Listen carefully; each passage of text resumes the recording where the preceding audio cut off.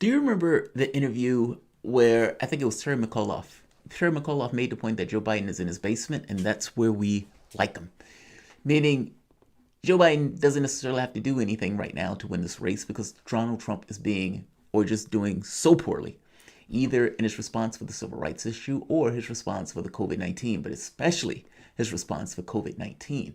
160,000 people dead, and the public fully understands that Donald Trump was infinitely responsible and culpable for it. The wild part is, if Donald Trump would have focused on dealing with the virus, the public would have given him a pass on the economy. But because he didn't focus on dealing with the virus first, he focused on what the public considered the economy, they don't give him a pass on either. And he ends up failing both.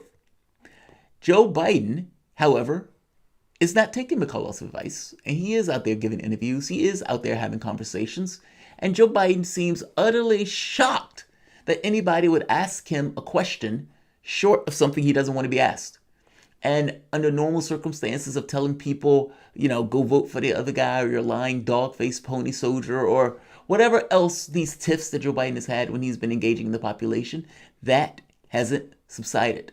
And in fact, it's still taking place with him on television having interviews. I'm going to show you this interview between Joe Biden and a few other people. Starts off with giggles, but eventually Joe Biden flips out. And he flips out when the person brings up this issue of cognitive decline. Welcome to the Soapbox.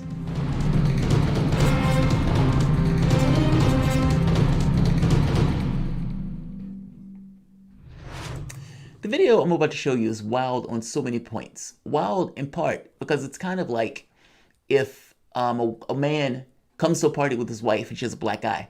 And I point out, hey, are you beating your wife? She has a black eye. How dare you assert or assume that I'm beating my wife just because she has a black eye and just because my knuckles are bruised? How dare you, sir? You have no right to make that conclusion.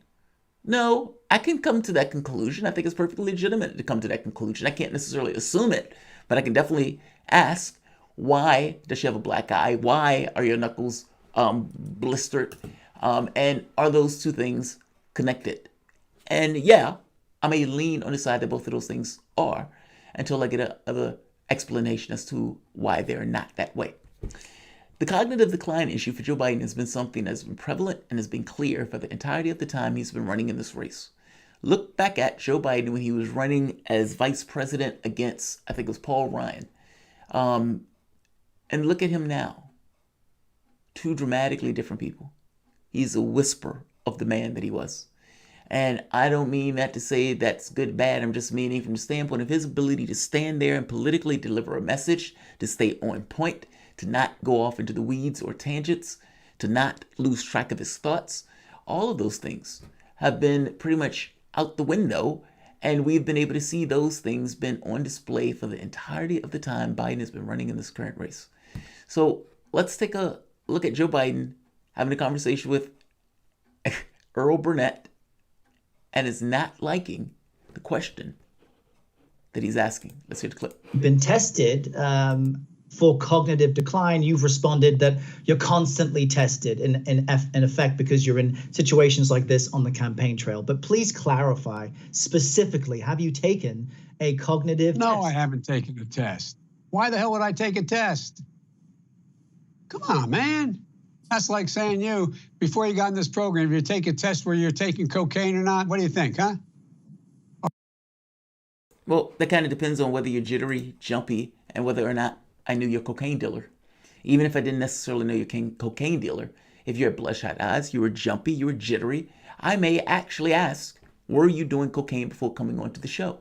Wouldn't be right or wrong for me to ask. I may just ask because I don't want you doing my show inebriated. Same thing with alcohol. If you came onto the show and you looked like you were slurring your words and you could barely get your words out, I may ask, are you okay? And were you doing anything that I need to know about that would impact your ability to do this interview, this show, or for that matter, this job? It is not insane to ask Joe Biden if he has cognitive decline when everybody and their mama could look at him and see that there is a dramatic difference between what he was just a couple of years ago and to what he is now, and whether or not he's up for the job. Let's let him continue. I mean, Joe Biden is flipping out over this question, but it's how dare you, sir? How dare you bring this up? Are you a junkie? What do you say to President Trump, who brags about his test and makes your mental state an issue for voters? Well, if he can't figure out the difference between an elephant and a lion, I don't know what the hell he's talking about. Did you watch that? Look, come on, man. I know you're trying to goad me, but I mean, I'm so... He's not trying to goad you.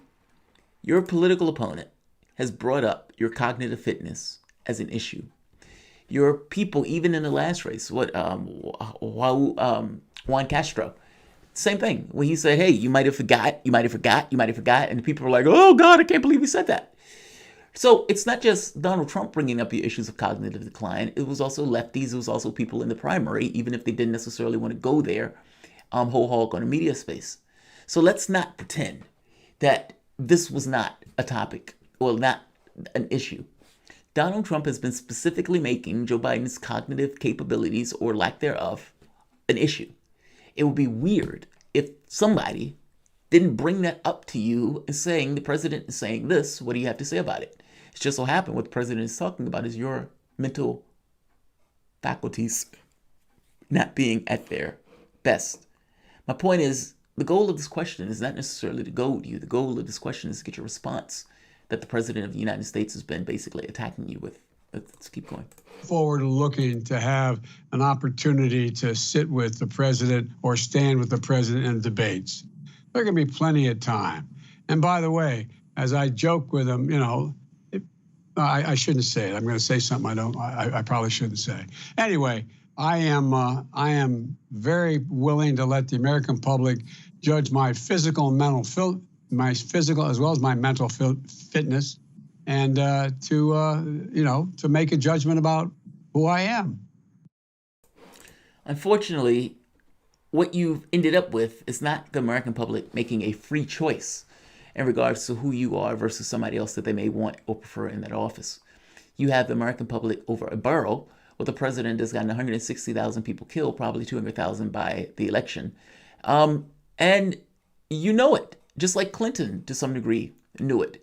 The difference between you and Clinton, Trump wasn't in office at the time everything was going on, and now Trump is. There is a racial issue that has been exploded. There is an economic issue that's exploded. There is a viral issue that's exploded, and you have a loss of political legitimacy in regards to the capabilities of your government to respond to it, despite the fact that your government could spend $1 trillion on upgrading its nuclear arsenal. A lot of this has to do with the priorities. What are the priorities of your nation? What should those priorities be? And should those priorities revolve around human beings, or should those revolve around maximizing the profits of a small number of human beings? Profit should not be our highest objective. And I love the fact that Donald Trump is being punished for making it so in regards to this virus. I would say this, though. Joe Biden does not look good in this interview. He can't get his words straight when he's talking about the cognitive decline stuff. But beyond that point, losing your temper when somebody brings up a political attack piece of your opponent doesn't look good. If you want to laugh it off and you could say, I will put myself up for a test against Trump any day. Maybe you don't want to do that. But this response here seems so angry and so over the top for something that the president has been attacking Joe Biden on for the last several months. So Joe Biden can feel any kind of way he wants to feel about this question, but this question will be coming to him again at the debates. It will be pointedly made at the various campaign things. And the fact that he responded in this way makes it that much more certain that this question will be coming back to him again. Let's see. Emblematic fate. The Democratic Party is evil. This man should have never been able to run. Is not fit to serve. We're in some bad times, no matter who wins the new party. Yes, agreed. Agreed. The problem is, though, that anybody but Sanders. And that also means that if you can con a lot of blacks to vote for Joe Biden for whatever reason, because they feel safe with him, or because he ran with Obama, or because he was liberating churches at the Rialto movie theater, or whatever they were calling it, some nonsense that he made up, whatever the reason being, then you can drag a person who has no cognitive fitness and be in that office in order for him to just hold back the line. You must understand, Joe Biden is not there in order to stop Trump. Joe Biden was there in order to stop Sanders. They were willing to go that route in order to deal with a Biden presidency if it meant stopping Sanders, because between the two, Sanders was the one who they considered to be impossible. We can't allow such like that to take place. We can't allow a new FDR. They understood that would have fundamentally changed the perspective of the people in regards to what it saw when it looked at Democrats, but it would also fundamentally have changed the party itself and the people who would have been joining that party for their expectations of what they wanted in the political process. That was a no-go. Meaning anybody but Sanders, even if that meant Trump himself re-wins the presidency.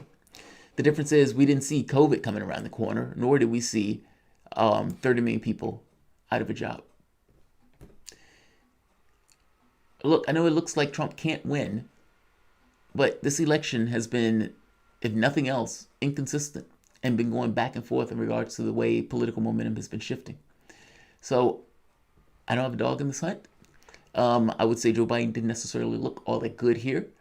And this issue about cognitive capabilities or cognitive defects and everything else, that issue will remain, especially if Donald Trump believes that he can get a rise out of Joe Biden when he's either on this debate stage or in these various interviews, or for the matter on the campaign stop.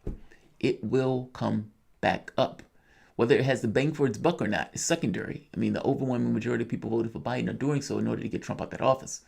And so whether his mental decline is enough in and of itself, which is a sad commentary in and of itself on our politics, but whether that's in and of itself enough to topple Biden, I don't think so. And up to this point, those attacks on his mental fitness haven't necessarily yielded any results. I would say that unforced error by Biden in his response to this was more of an issue than an attack on Biden from this issue in and of itself. Like, share, and of course, subscribe. Thanks all.